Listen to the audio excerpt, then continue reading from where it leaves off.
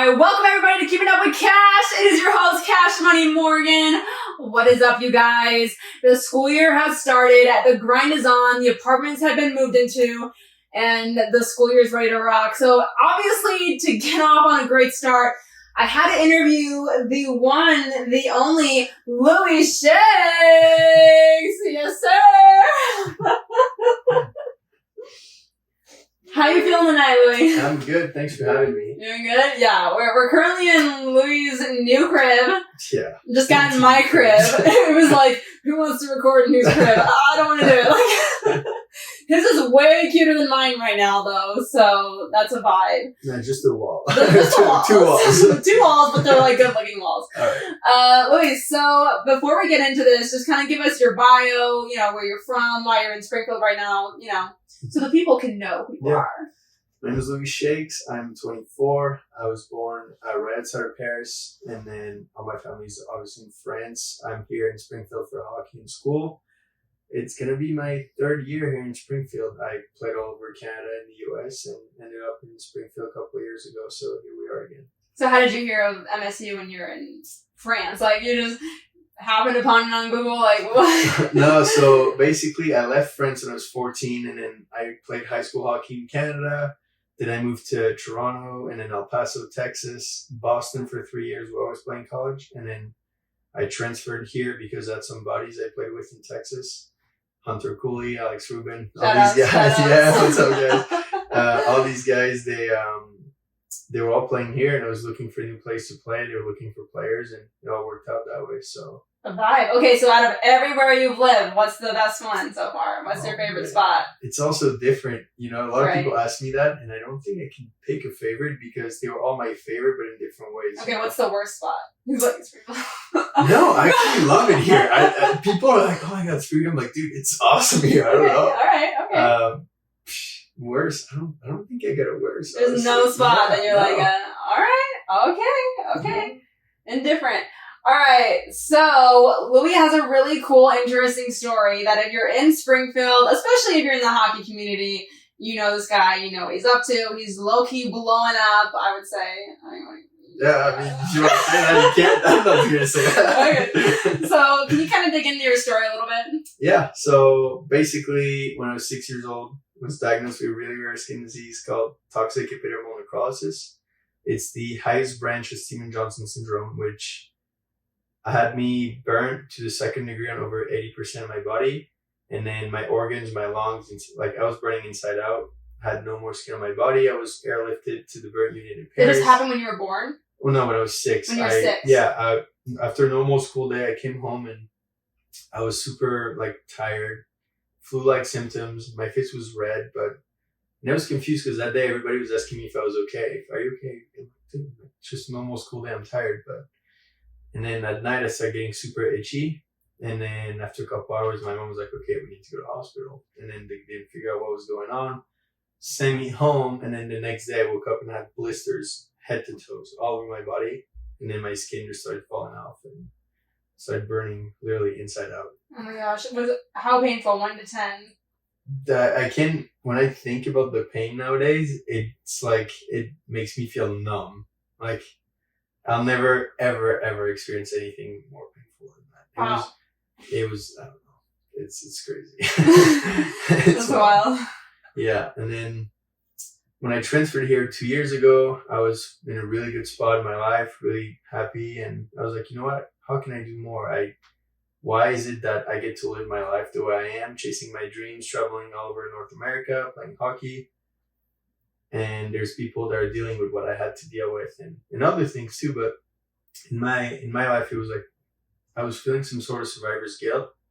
And I was like, I can't live like that anymore. I need to do something. And I was just skating around. When I moved here, all my buddies would like to go rollerblade around campus. And I was just on my daily ride with my buddy Garrett. And I look at him, I'm like, dude, it'd be wild to skate across the country. He's like, dude, come on. You can't do that. I'm like, bro, come on, bro. He's like, you can't. It'd be sick, but you can't do that. I'm like, no way. And I didn't say anything. I was like, all right. And then I was in the shower at home, and I'm like, dude, I can't get this thought out of my head. I need to do this. I really need to do this. I don't know how, but I need to do that. And I was like, well, you need to find a reason why, because you're not going to do it just to do it. It wasn't one of those things where it's like, hey, look at me, I'm skating across the country. Right, like, yeah. You know, I needed to find a purpose for that. And then I was like, well, hello. Like, you survived the really rare skin disease. Yeah, hello, bud. Like, what are you doing? And so, yeah, sure enough, I was like, oh, you're up to something. And then one thing led to another, and here you are, another journey's over, and back in Springfield, ready for school to start again. So just to touch on your disease, so did you get over that when you were 6 years old, or when did that kind of go away? Yeah, so the thing is, there's no cure for it. At least there wasn't then. Now there's more medical, like, you know, options out there. But for me, just went away one day. It started getting better, and then my recovery process was really long. I had to learn how to walk again. I was supposed to be blind. My skin was and still is very, very sensitive to the sun, which was a whole issue on this trip, an issue that we managed really well. But so yeah, I mean, you know, recovery process was probably about 2-3 years. I couldn't get my skin directly exposed to the sun for a long time. So if I went outside in the summer, I had to wear long sleeves and stuff. So what was that like mentally growing up? Well, after something like that, you're really like, I mean, you're beat mentally, you know, like I was a very emotional kid. Like, you would tell me no, like for the smallest little thing, and I'd take it so personal. And I was like, oh my God, they're mad at me. And I started crying. And then I got some help when I was younger. My parents got me some help, and, you know, I was going there every week. And yeah, I realized that there was a lot of strength in what I faced. And it was, you know, something that you learn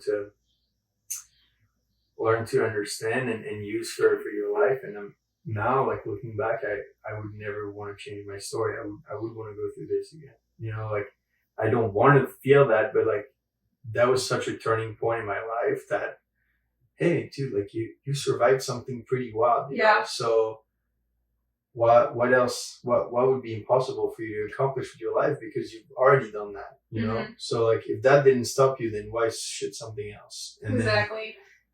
You know, let's go. Sorry, I was getting emotional here. Like, that was so good. And yeah, just had to, you know, my goal when I was sick and when I was dying was to one day play hockey in North America. And instead of, when I was sick, really focusing on what I was going through, I was more so focused on how can I get to what I want to be accomplishing in my life. And that allowed me to move from France on my own when I was 14 and do what I love. So yeah, and then after a shower thought, and I turned into reality. So yeah. I mean, it's pretty incredible to go through something like that at such a young age, and then, you know, just keep chasing your dream and accomplishing what seems like impossible. Yeah. So let's get into the dreams. Yeah. So you're in the shower. Yeah. You know, you listen to I'm different. I'm different. Like, getting ready. Like, okay, where are you at now? Now I'm like, whoa. I'm like right now, back then. So you just had the idea to skate across the country, and, you know, they're like, no, you can't do it. You can't do it. So then what happened? Well, then I kept it to myself for a little bit, because I knew I was going to do that. I knew it in my heart. I had decided I was going to do it, and there was no other way around it. But how do you go about that? How do you get started? Like, it's almost like a business marketing thing. Like, I have no experience in that, but I have a goal and I want to do that. So I was like, okay, roll up your sleeves, cowboy, we're going. And then I looked online for the Steven Johnson Foundation, which the foundation out here for the disease, and I tried calling him. And for 3 weeks, I'm trying to call him, but I'm not getting an answer. And I'm like, dude. America. Like, or your apartment complex, I don't know. Literally. Too soon. Yeah. Okay, keep going. And so then I'm like, all right, well, I was like, if they're not, I'm going to call one more time. I was on my way to class, and I'm like, I'm going to call one more time. If they're not answering, maybe I'm not supposed to be doing that. You know? Sure enough, I call, it beeps, and it all of a sudden, hello? And I'm like, oh, got real. It got so real right there. And I'm like, oh man, all right. So then I tell him my story. I tell him what I want to do. And then she puts me in touch with the highest researcher in the field at Vanderbilt University. Okay. The next day I'm on a phone call with Dr. Phillips from Vanderbilt. and I'm telling her what I want to do, and then she puts me in touch with all her team. Then a couple of weeks later, I'm on my friend's podcast, Dan, and next thing you know, my friend here in town reaches out to me. She's like, I had no idea you went through this, and I had no idea you wanted to do this. Because the thing was, before I hopped on this podcast call, I knew I needed to get it out in the world, my idea of skating across the country, but I didn't feel like I was ready, or like, I don't know. I was always like kind of waiting for the right moment. And then which never really comes. Is something that I find. There's never a good moment. Right so moment then to start something. My buddy Dan, he knew that I needed to get it out because he knew about it. He was the only person who knew about it, and he knew I just needed to say it and just go for it. So at the end of our call, he's like, "So, I know you've been preparing something pretty crazy. Do you want to share that with our listeners?" And then he just starts laughing on the Zoom call. I'm like, I'm going to kill you. I was like, I'm going to kill you. And then I was like, well, you know what? Let's just do it. And then I said, that was the first time I said it. And then a couple of weeks later, we released some videos. And so Melanie, my friend, she introduced me to Ryan, who's a movie producer in LA. And then I got a hold of Ryan. I was really persistent because he was really busy at the time. But I was like, no. So are you still in school and doing hockey at this time? Oh, yeah. That's crazy. And back then it was still calm because I wasn't training for it yet. Right, and where's COVID at right now in that tent story? COVID is still, in Springfield, so there's no COVID here, I guess. I was coming from France when I transferred. Yeah. When I came from France, from being there in the summer to here, I was like, there's no COVID here? Like, that's not a thing? Like, okay, all right. We just don't pretend like it's a thing. I was like, all right, whatever. And so, yeah, Ryan's producing his movie, but I'm calling him like, dude, I need to get a hold of you. Like, I need to talk to you. You need to hear this, blah, blah, blah. What do I need to do? And one morning, on my way to class again, called him. It was 7 a.m. in LA. I didn't realize.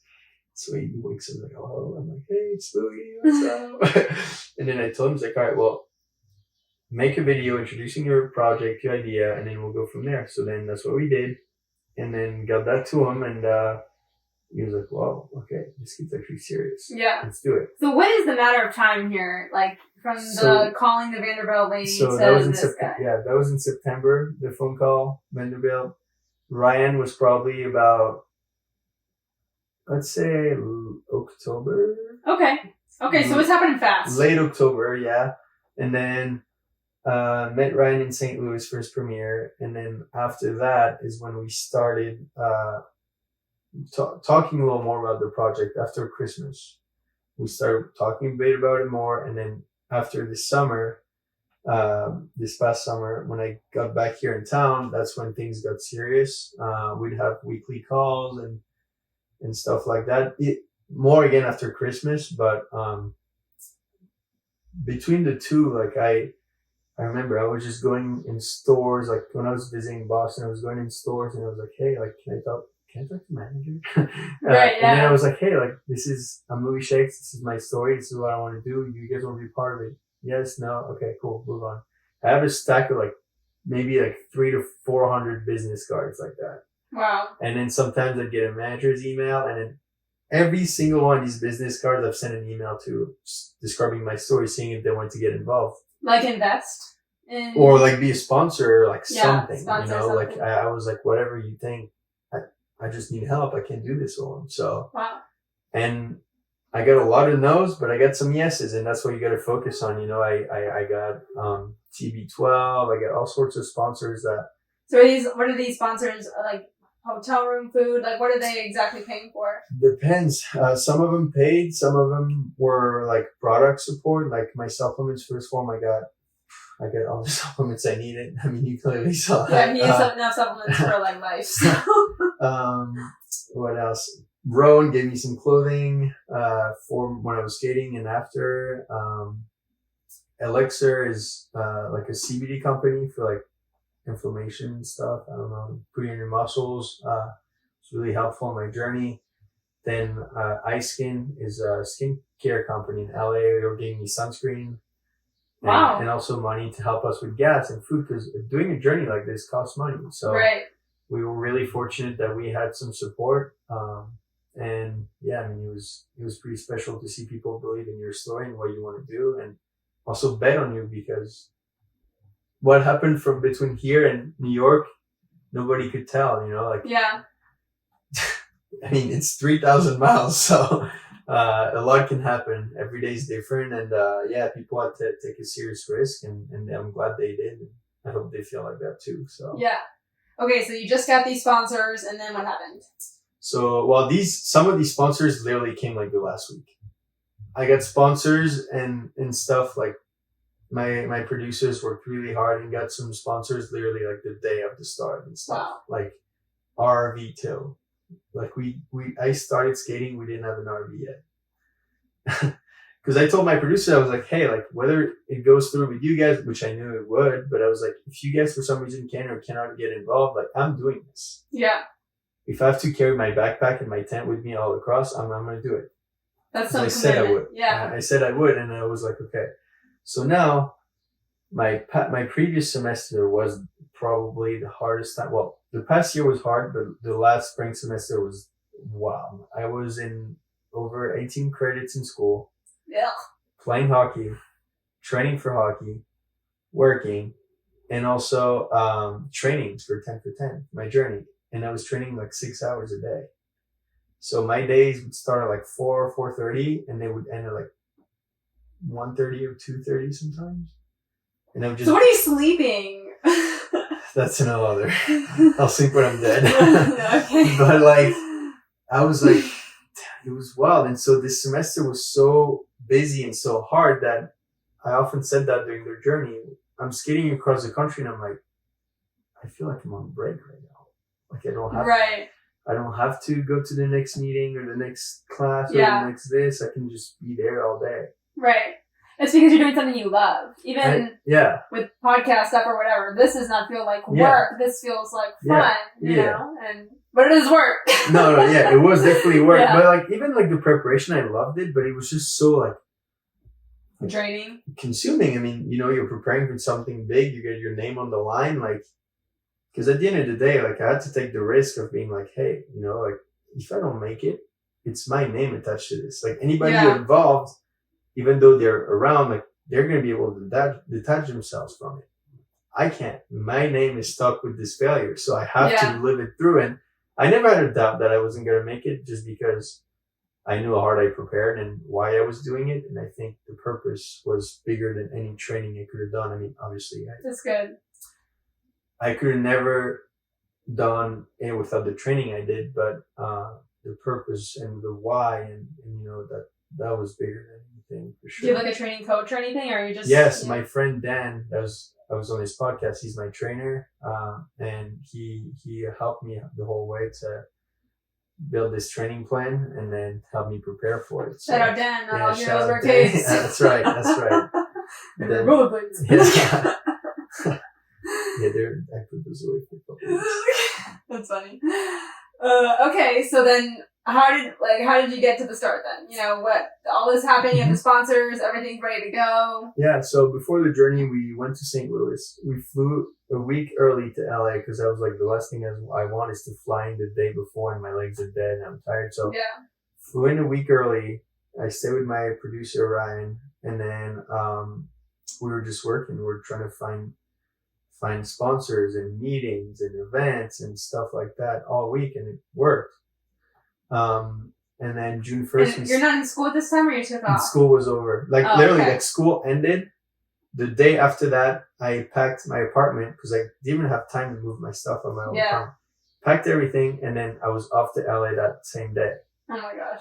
I was off to LA, nuts. And like, how do you pack for a trip across the country? You don't know how long it's going to take you. What are you going to be wearing? You're going to be skating the whole day. You don't know. Like, so I'm trying to figure out what I need to bring, what I need to leave behind. Hop on a flight to go to St. Louis. The next morning we had an interview. It's called Show Me St. Louis. It's a TV show there. Went to that, and then straight from there we flew. It was the first time I was flying in a suit. It's so uncomfortable. Don't recommend. In a suit? Don't recommend. Okay, pop off. Don't You probably had some girls in the airport like, oh my, this man, the attention. I was like, stop, I'm hot, I want to take this off, stop. No, but Where's Kim K at? Like, I'm like, dude, like, where are my joggers? Come on. And so got to LA and then worked that whole week. so what was the plan here? Like, you guys had an RV going with you too, or are you gonna just... Well, so Ryan lives in LA. Okay. So we got there and then we're trying to find an RV, but with, you know, COVID and all that stuff, it's like, it's hard to find because a lot of people are traveling. It's summertime. Times are different. And so basically I started at 6. Well, I woke up at 4 a.m. there on the June 1st. I couldn't sleep. So I was like, I'm just going to go there. Yeah. And I just hung out at the beach for a while because, you know, you work for something for so long and then you're there and it's like, whoa. Yeah. Like, that was such a special feeling. I mean, it was wild. And so in the morning of, I get there a couple hours early. I'm having breakfast. I'm stretching. I'm sitting there, whatever. And then 8 a.m. hits and it was time to go. So Dan and Mike, the videographer, were there. And then Ryan and Jen, the producers, they're on their way to pick up the RV. They're driving back to Ryan's to leave the car there. And then I'm skating. So then I have the support van follow me that Dan and Mike are driving. And then Jen and Ryan are now driving the RV.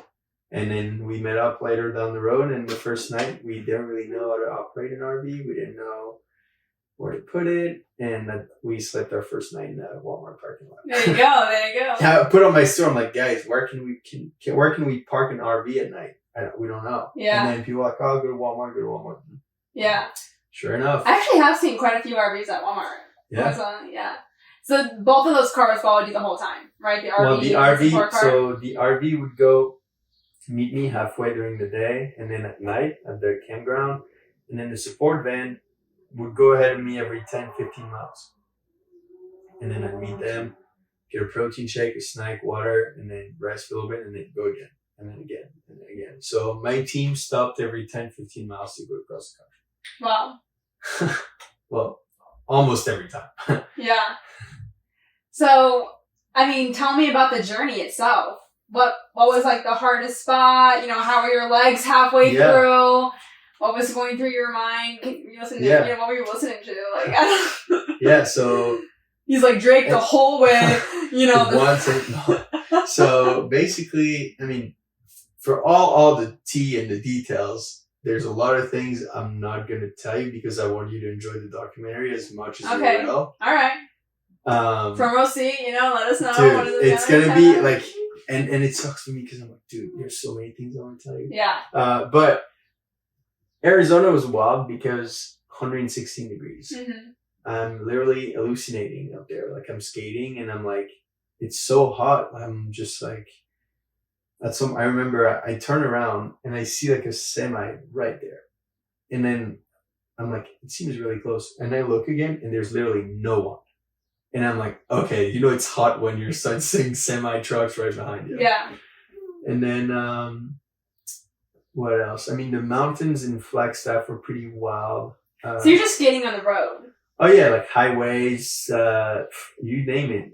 So are you supposed to be on the sidewalk in any of these situations? Well, or like, the thing is, he's like, remember when that traffic jam happened like that one time? Yeah, that was me. Well, there was traffic jams. I went faster than cars then. But like, the thing is, America, the sidewalks are not the best. Right. I mean, you've all noticed that. And even here in Springfield, it's like, oh, dude. So, and plus, it was too slow for me to be on the sidewalk. So I had to be on the road at all times. And so the highway, how did that work? I was on the shoulder. Okay. But sometimes the shoulder goes away. Or there's no shoulder. There's debris on the shoulder. So like, it would already be hard to walk on there. So imagine having wheels attached to your feet, and it's like there's pieces of tire, glass. I mean, you see it all up there. Like I've seen some pretty wild things. The thing I've seen the most on the side of the highway, and it's so random, onions. What? I have seen so many. That's so disrespectful to onions. Like, dude, onions are great. Like, onions, what? Onions everywhere on the highway. I'm like, why? Like, that's so weird. Yeah, after tires, that was onions. Weird. I was so confused. Onions deserve better. I mean, yeah. What else? I mean, and people are so brutal on the road. Like they're like, I've met amazing people when I wasn't skating. Right. But as soon as I was on the road, people were terrible, like throwing like frozen water bottles at me, like I don't know, like. So was it dangerous for you to skate on the highway? Like were there a bunch of cars? Well, imagine like so sometimes the shoulder was pretty big, but sometimes it really wasn't. So imagine it sounds really dark. It's not that dark, but I had to be okay with losing my life doing this because I was like, when I get stressed, when I get scared, like that's when it makes it way harder. And I was one day I was like, dude, like you're here anyway. So like you can either worry about it and you're not going forward, you're going to fail or whatever. Or you just accept what you're doing and that's it. And you just let go and you just accept it. And I was like, you know what? And I was like, well, the good thing is I can't see the cars coming. So if something was to happen, it would just happen. Like it really would just happen. I'm not worried about it. Yeah. So I remember I'm in New Mexico and I'm skating. First, I had to jump over a rattlesnake. I thought it was dead, but it was pretty alive. So I had to jump over it. My biggest fear. Gross. I went to take a photo, but I didn't feel too safe out there. So I was like, yeah, you know what? The photo is not that important right now. Yeah. So I hop over a rattlesnake and then I hear the rumble strips. And I'm like, here we go. And I look and there's a truck just swerving in the shoulder. But when I tell you that he was close, he was like less than half a football field. I think he was like texting and driving or what? Or falling asleep. I saw a lot of truck drivers fall asleep, and that's why it was scary because I'm like, dude, like all it takes is for you to go like 2 feet that way, and I'm done. Yeah, yeah. And it happened a lot of times where I was like, okay, like this guy, like they're already close, but this guy was really close, and so swerves, and then last minute just like swerves back out, and he's like, sorry, I'm like. Sorry. Yeah, I'm sorry, dude. Sorry. He's like, donate! Yeah, like at least donate or something. Yeah, what? You know? But that and yeah, I mean. So tell us all the states that you went into. Yes. And there's like there's the top line. We're looking at a map right now. He's got a map on his wall. The top line, bottom line, and a connector. So kind of tell us start and the states you went through, stop, all that stuff. So this was from prior to the journey. I like to visualize things a lot. So for me, it was easy if I had a rough idea where I was going to go through. The funny part is I didn't really do any, none of these are the exact route I took because that was from prior. Mm-hmm. The closest one to what I did is the bottom one. Okay. So I went from California, Arizona, New Mexico, Texas, Oklahoma, Missouri, Illinois, Indiana, Ohio. I think after Ohio, there was West Virginia, Pennsylvania, New Jersey, New York. Wow. Yeah. Yeah. What was the hardest state? Was it Arizona? Arizona with the heat, but the real test was Pennsylvania because it was the longest one and the elevation there was insane. My trip was 2,902 miles, 0.41 miles, sorry. Come on, get it right. Yeah. I skated them. No, so like every mile counted. Yeah. Like. And then it was 132,872 feet, I think, of elevation. How many? Oh, dang, that's crazy. To put in perspective, that's like, because when you say that to me, I don't work in feet, so I don't know what it means. Right, but yeah. Mount Everest is 29,000 feet. So I did 4.5 Mount Everest in 45 days on rollerblades. Wow. Which was crazy. You guys ran out. Yeah. I saw it coming. I know you saw it. So, did you just fly home when you were done then? No, so then we drove back to St. Louis, and then we went to Nashville for a couple of days. An RV little road trip? So we brought the RV and the support van. Then the guy that rented us the RV came and picked it up from St. Louis. And then we still had the minivan as of 3 days ago. Wow. Yeah, so to backtrack a little bit, how did you mentally prepare for something like this before it started? Like, whether it be family or just by yourself, like how do you get ready to do a journey like that? I think it's just, to me, it felt like I was always ready. I just never believed I was or thought I could, if that makes sense. Like, I never had a doubt I could accomplish this, but in my life, I had never came up with the idea. That's why it came as a shower thought, because Never the in best my thoughts life. happen in the shower, man, or in a dream. Like I know, like literally. never in my life did I think of doing this, and then one day it showed up, and I just felt like I could do this, and had no doubt. And so, for me, I was like, if I can make my life a little more challenging every day, then when I'm gonna be out there, it's gonna be much easier. And now I sit there, and I'm like, okay, well, my semester was harder than the journey, because it really was, because of how prepared I was, and I was getting a lot of confidence too from my training and my preparation for this, because of how serious I was taking it. Because I knew that when it was going to get hard, I was going to look back at every single time I didn't or could have done better, or didn't make the right decision in terms of my preparation. So, a lot of people were like, oh, why don't you go out just one night and this and that? But I knew that one night I would hold on to it when I would be having a hard time. That's good. And so I was like, you know what? Leave no doubt and be all in. And that's what I did. And it really works out for itself. It's cool to see one little idea turn into your dream in real life. Yeah. Yeah, I really haven't processed it at all. Like, I'm sitting there and I'm just confused. I'm like, is this real? Yeah. I haven't really been in Springfield without this idea and this thing to work towards. So now, what is life without my project ahead of me right now? So I think it's important to keep dreaming. Mm-hmm. And even with my own podcast stuff, it's kind of like, okay, we're going to do this year. What's the next, even like in life, your career, what's the next challenge? What's the next way you can impact people? Mm-hmm. And I feel like you've started something big.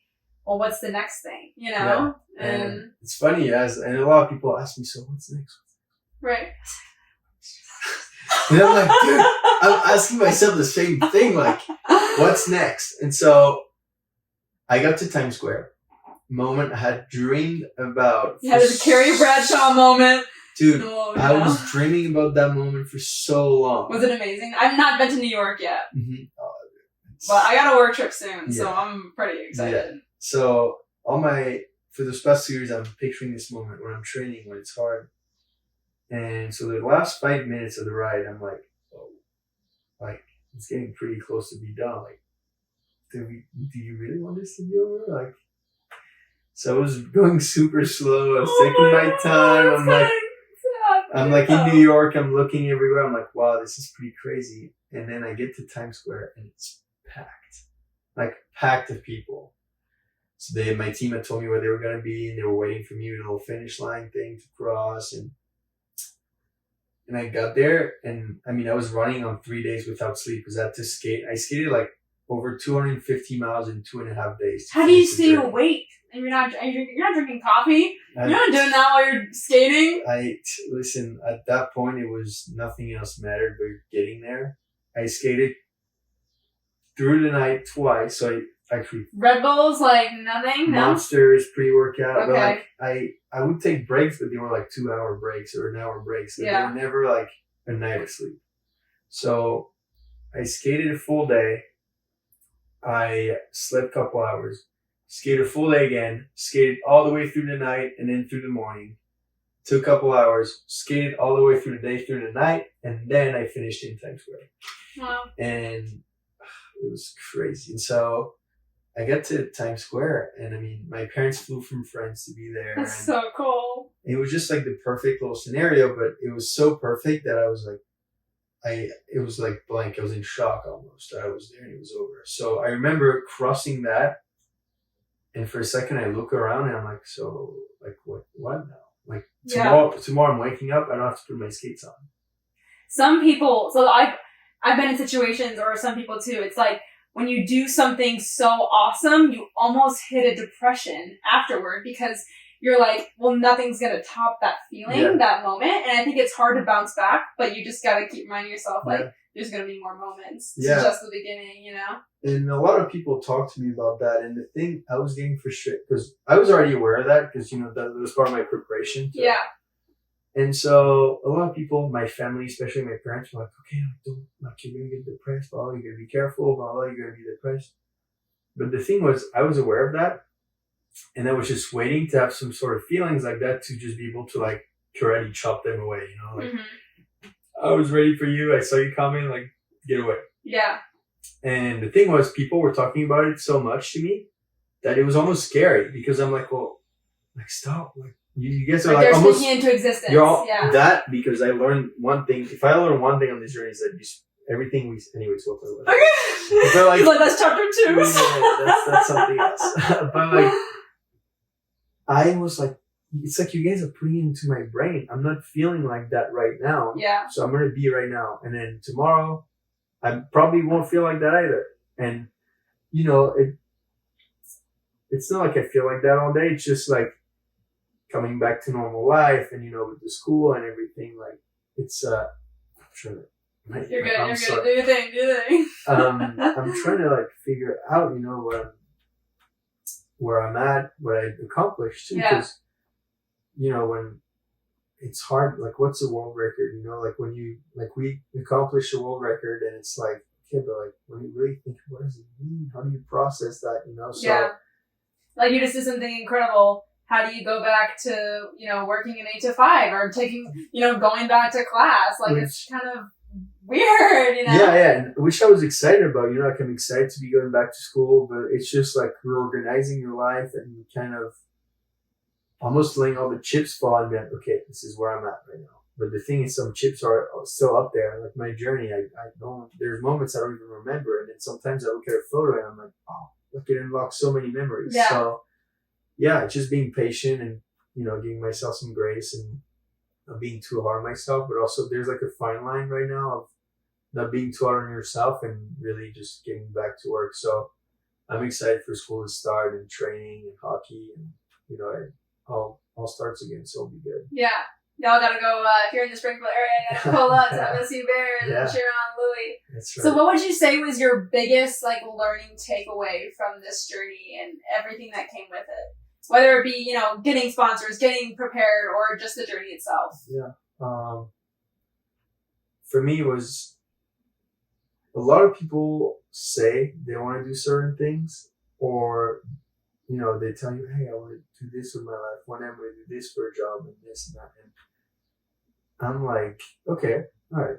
You want to accomplish all these things, and that's amazing. You're aware of that. You want to do that. And then you take a couple steps away, and then you just watch. And everything that they want to accomplish is the opposite of how they're living.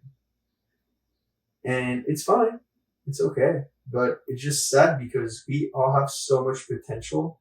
And that's another, yes, I did this journey for the awareness and stuff, but I also want to show people that when you have an idea and you're relentless and you work and you're, like for me, it was really just showing people that you can accomplish way more than we think. And that little voice, like that was telling me I'm tired. Oh, can you actually skate across the country early on? Or it was just a voice. Yeah. Like when your mind's checked, when my mind was checked out there, my body was still able to put a foot forward and keep going. And that's really what I want to show people is that, like, hey, if you have an idea and you want to do something, then do it because it's your life. And, you know, I came close from losing my life. And I just think it's sad that it's what it takes too often for people to realize that, well, I got to do something. Yeah. It sucks. Like, I'm like, I want to use my story for people to be like, okay, well, I didn't go through this. I didn't almost die. I went through other things, but like, hey, look, life is precious. I need to do something. And so that was the main thing for me. And other things I realized through this journey is that we speak everything into existence. Like during our days, we talk to talk, and we put a lot of words out there, but we don't really pay attention to what we say. Yeah. And then out there, I didn't listen to music at all. The entire way? No music. Oh my gosh. I can't even get through my job without listening to something. I'm like, what? I did listen to music for safety reasons, for traffic. Yeah, that makes sense. Also because when I was skating as fast as the beat, it was really discouraging. So I'm like, dude, I feel like I'm going so slow even though I wasn't. But like the music's going. And so you talk to yourself then? Yeah. Yeah, I do too. I do too, yeah. Talk to myself. And I also wanted to hear all my thoughts from the highest of the highest to the lowest of the lows, and it was cool to see how fast my emotions would change out there. Like I could go from like being so happy, and the next checkpoint my team would be like I was pissed off at everything. Yeah. And then 10 minutes later I was fine. And so every time I went through these moments, it was cool because I was able to build momentum. Okay, well, like you just went through something hard, but you did it. And so yeah, like we speak everything into existence. I remember my buddy Joe, he rode across America on his bike last summer, and he joined me for the journey for a day with his buddies. And him and I were just on the road together talking. And for me to feel understood, I needed somebody that could understand what I was feeling. Someone that had been in my shoes, even though our journeys were very different. Right. I was on a bike, I was on skates, different route, different reasons, but we're also very similar. And so it was like, we talked about how we speak everything into existence. The wind, we were talking there, and I'm like, dude, like not once has the wind pushed me away from traffic. Not once. Literally 30 minutes later. The wind is so strong, it can barely stand up, and it's like going from the left side, and it hadn't happened in like 25 days. Like, and then I kept saying to my team after, like, guys, like, be careful what you talk about or what you ask for, because it will happen. Like, Albuquerque, it barely ever rains there. My whole team, it's not going to rain anytime soon. Next 45 minutes later, I put my skates on. I'm going up this giant mountain, and there's like thunder, lightning, rain for like 2 days. It was crazy. You just kept skating in it, or what? Yeah. Nice. Yeah. I didn't take a single day off across. That's I just wild. skated every day. So how much money do you guys raise? Do you have that? Yeah. So we raised for the journey, because obviously that journey, in order to raise more money for the cause, we needed to accomplish the journey. Without the funds and without raising funds for it, we could have never created a documentary and all that. So, for the journey, I think we raised between 30 to 40,000 to pay for the RV, the food, the gas, and then for the cause, I think around $10,000, which is great. Yeah. But then the cool thing is, because we're creating a documentary that will come out in a year or 2 years, depending on the funding and all that. Then a percentage of this documentary will constantly be given to the foundation that raise money for the life of the movie. I'm also going to be linking the website and everything too. So if you go to the episode, you can also donate as well. Give it up cash cares. Yeah. That's funny, man. So I guess, what do you have now for you? I mean, obviously hockey and school and everything, but I guess dream goal wise, is there anything besides the documentary? Is there anything kind of that is, you had any shower thoughts lately that you're like, this could be kind of the next move? Yeah, I mean, just slowly coming back to, I have like short-term goals, like being settled, going back to school. I mean, as of a week ago, it was to find a place. Found a place. Yeah, run the place. What's up? Run the place. And then, I want to play pro hockey, so that's definitely one of my goals. And I feel like once I focus on all those things and they start taking care of their own, then, one day I'm going to wake up another shower thought, and we'll be like, hey, let's do it. But I've been doing some thinking, so I'm coming up with a couple. Just, stay on his chain. Like, he's got things going on. That was good. But what did you eat on the trip? Like Caesar salads only, steak on Fridays. How many calories do you think I was burning a day? I don't even want to know. Tons. I have no idea. So, I started the first week. My nutrition for my training was perfect, like calculated to the gram. Like I wanted everything to be perfect, almost psychotic. But the first 2 weeks of the journey, the first week of the journey was like this. I was eating all my meal prep, my meals, rice, chicken, broccoli, guac, whatever. And then I realized, I'm like, dude, like I cannot physically eat this amount of food every day. Yeah. Because I was burning anywhere from 8 to 10, sometimes 12,000 calories a day. I lost 25 pounds in 45 days.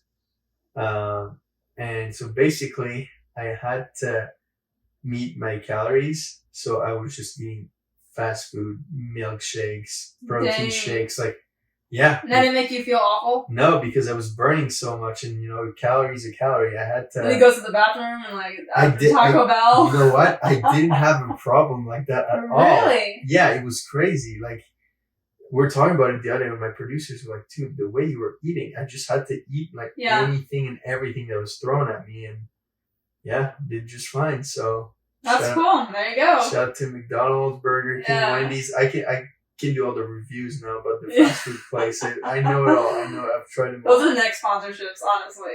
I can't eat fast food now. I'm immune to it. I'm good. Yeah. So what's your love life like? I have to ask because I'm a girly pop, and I don't have any reality TV right now. Yeah. So I mean, obviously you went on this. So how long did that even take in total? 45 days. 45 days. Okay. I guess now you're back, and then you kind of don't know what you're gonna do next. So where is Just right where it was when I left off. Oh yeah. It's just, I mean, like, in the streets, or I mean, you were in the streets. I'm pointing to the map. I'm pointing to the map. I was like, wait, was that? Yeah. Yeah, I mean, it's one of those things where, like, especially at that stage in my life, I'm in college, and obviously with hockey, we're a little older when we get in school. Yeah. I'll be 25 in October, super senior, like, so Whatever. sometimes for me, it's hard to, like, I've always been friends with older people. Like, my buddy Dan is like 2-3 years older than me. Yeah. Like, I don't know, just, and sometimes I have a hard time finding myself in, like, people around me here because, like, partying is fun and all that. I'm the first one to enjoy a good party or cool But it gets bar, old real quick. and I'm like, dude, like, I got a life to live. Like, I'm not gonna, this would have done at Boogie, Right. No, literally. So I was like, I want more for myself, and it's hard for me sometimes to find that in someone. And I mean, also because I'm never at the same place. I'm from France, and then now I'm in Springfield for 6 months that I know of, but then 6 months, what happens? I move again, and I don't know where, So in that sense, it's hard for me to build like a relationship or anything like that, because not that I wouldn't want to, but right. And I don't know. I guess it's like, it's also like, okay, well, what's love supposed to feel like? Like, we're getting really into this, but like, you know what I mean? Like, if I ask you that, well, how would you answer that? You don't know. Sure. Well, I know, like, my, love, like, God's love, my parents' love. Yeah. I don't know the love that I thought I felt, like, stab you in the back. So, that's what I'm saying. I just feel like I know pain really well. Who hurt you? Oh, no, but you know what? So, like, I try not to put too much thought into this, and then just. What would be the ideal age to, like, get married, settle down, and, like, maybe start having kids? You think? There's an age for that. I don't know. I think for me, like, I think I would be ready to have kids at like 30. Mm-hmm. Yeah, I mean, again, I think it's like very situational. Yeah. That's the word. Like, if it was with the right person, if I'd been with the right person for a couple of years, like I'd be fine doing this now, but like I haven't. So it's like, okay, well now when is that gonna, and then you see all sorts of things happen around you. Like, this person's 4 years younger than me, and they got 4 kids in a house. I know, it's crazy, and this person's man. 5 years older than me, and they haven't figured it out. They don't have a job. Like, it's cool. So, but it's hard not to base yourself off people around you. Yeah. And that's something I've kind of gotten better at. Where I'm like, you know what? Everything happens the way it should, and I just let the chip fall where it falls, and we'll see. But yeah, I'm not one to just get into something. No, I'm the same way. I'm like, if anyone's gonna waste my own time, it's gonna be me. I'm not trying to have anyone else waste my time. Exactly, and it's like, you know what? Like, relationships are supposed to be something that bring a good side out of you. Yeah. But I'm like, you know what? Until I really find that, then I'm gonna keep doing this. Like, I'm gonna keep bringing that side of myself. Yeah, on my own, as you should. And so, yeah, I mean, I'm not worried about it, and I'm not there. Like, yeah, go Louis! Yeah. So, yeah. Sorry, I'm not trying to laugh at you, but so yeah, I mean, whatever happens. All right. He's vibed up. He's just chilling, just like the rest of us, out here. Okay, so as we're wrapping up, what piece of advice would you give to someone who maybe is on the brink of wanting to do, something, or just piece of advice for anyone based on this incredible journey and every knowledge and piece of information you have now? Get started. Take that first step. Like I had to, and I did, and one step takes you to another one, and then you look back and you already run a marathon, and then you keep going, and it's like, shit, It's like, I'm across the country now, so it's just like get started, and nobody else is gonna do it for you. yeah. There's never gonna be a right time. There's never going to be a right time. So stop wasting your time and Nike, just do you know, it. Literally. It's like we get in our own ways so much more than we realize, and that's like it drove me crazy when I realized that. I was like, dude, all this time you've wasted just because you were listening to yourself too much and you're thinking about it. And the haters. You have a lot of haters? You have a lot of people who were like dissing you on social media or in real life or anything? I won't bring out the names. Gosh, I wasn't hoping. Not trying to get canceled, bro. I didn't have that many, no. But again, I use negative motivation a lot. You know, like a good tap on the back is always nice, but it's not what fires me up. He's like printing off your negative tweets and like hanging it on like the weights in the gym, like just going off. You say that on my iPad. I cracked all these people's faces and what they said, and I had it printed. Yeah. So she's saying this, I'm like, shh, she's calling me out. But no, I'm just that guy. I just had a feeling. I forgive, I don't forget, and it's one of those things where like, okay, well, you said I can't do it, I'm gonna do it twice. Yeah. You know, and one of, I don't know, some former teammates or whatnot used to comment on my shit like, no way you're gonna do it. And again, I hate talking about this because it's not like you're not that important, but I don't want to, give them the time of day. No. People but stuff like that, it does hurt, But I'm like, oh, all right, cool, man. So then, like when you're skating and it's hard, you think about the good things, but I'm like, you got a whole lot of people to prove wrong, and that fires me up, and that feeling of accomplishment. And then you finish it, and then everyone reaches back out to you. How does that make you feel? Oh my, that's like crazy. You did it! Oh my gosh! I had people be like, "I'm so glad I was like sending you messages the whole way." I'm like, dude, we haven't spoken in like 3 years. Are people like hitting you up now that you're kind of like? Yeah. And it's like, come on, dude. Like, you have to be so careful with people like taking advantage or who you can trust, because you never know people's intentions when you start like doing stuff for yourself and really like starting to get some action. And the thing is, like, I do everything at like a good place in my heart, like I give everybody a chance and the benefit of the doubt, but it's wild. Like I'm like, dude, where were you when I was sleeping 3 hours every night because I was grinding every day and I couldn't go out or couldn't hang out or it was like all upsetting back then, and now I've done all this stuff. It's like, oh yeah, like I always knew you could do it. And like, no. Get out of here. Yeah. Like I don't even say that. I'm just like, whatever. Thanks. Thanks. Scene. Appreciate you. Thanks. Left on red. So nice with the worst smiling emoji. You're like, dude. What's the upside down smile emoji? Like, oh man. Well, Louis killing it. So obviously, if you listen to my show, you know that I like to end the show with the same 3 questions: favorite song, favorite quote, and what do you want your legacy to be? Oh shit! Favorite song. We're gonna be a little spicy. A little spicy. Okay. Plume by Nekfeu. Okay. French rapper. He's better than Eminem. If you guys can understand French. Saying a lot of words here. I'm saying it. I said it. Very controversial. It's got a lot of heat from that one. I'm like, dude, you guys can't understand French, so leave it alone. And then favorite quote. It's actually a poem. It's right here. Read it. Pop off. All of it? Well, no, I mean, just do whatever it is for your favorite part. I'll just read my favorite part. So it's called Invictus by William Ernest Henley. And it ends with, it matters not how straight the gate, how charged with punishments the scroll. I am the master of my fate. I'm the captain of my soul. That's cool. Yeah. Very cool. And that's really motivational for you. Yeah, it just goes back to nobody's going to do it for you but yourself. So you can sit there and just hope it happens, or you can get started and make it happen. Love it. All right. So what do you want people to remember you as? What's your legacy? That's such a good question. Thank you.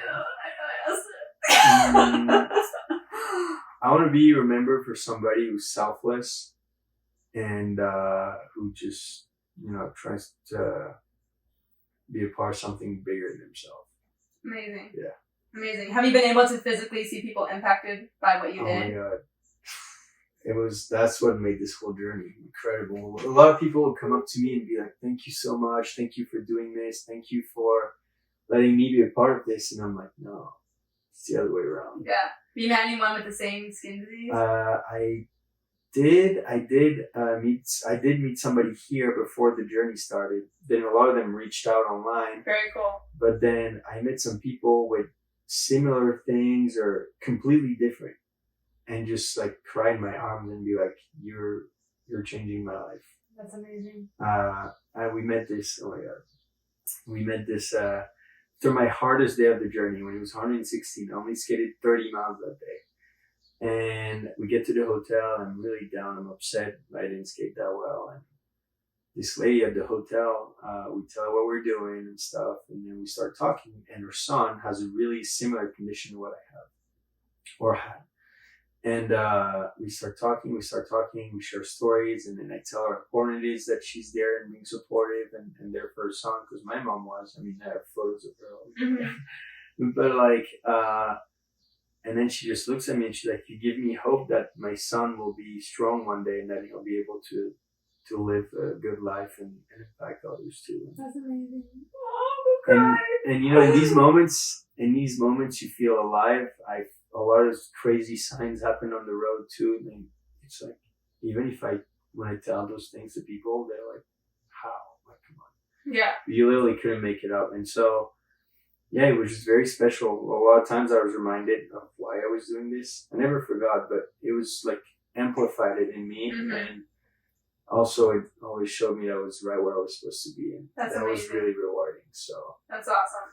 Yeah. Well, thank you so much, Louis, for coming on the pod. Is there anything you want to plug right now? I mean, obviously the documentary. Yeah, I mean, everything's on my Instagram at Louis Chaix. Yeah, we'll have it linked at the bottom of the episode as well. And I appreciate that. Okay. And then everything is in my bio and my link tree. There's the fundraiser for the disease for Vanderbilt. There's the fundraiser for the documentary. Looking for sponsors, investors. And then, yeah, just check it out. And then a lot of the journey is posted on my page as well. So all the cool updates, little videos we made, and stay tuned for what's next. Very cool, very cool. And tell my listeners, I love you guys for sure. Obviously, the school year is starting, and if you know me, you know that I skipped a lot of classes in college, and so you need to not do that. Take all your classes seriously. Take advantage of all your school professors. I mean, I'm saying like not take advantage of them, but I'm saying take advantage of their knowledge, of their wisdom, of their advice. I'm so blessed to be able to have so many great mentors and professors that I can go to for, hey, I have a question. Hey, I'm not like, can you help me with this? Like literally network the heck out of college or high school or whatever, because you never know where those connections are going to be. And also, if you want to start your own podcast, go to the bottom of my episode and use my affiliate link and you can go ahead and get started. All right, thanks guys for listening. Love you guys so much. Have the best week. Bye.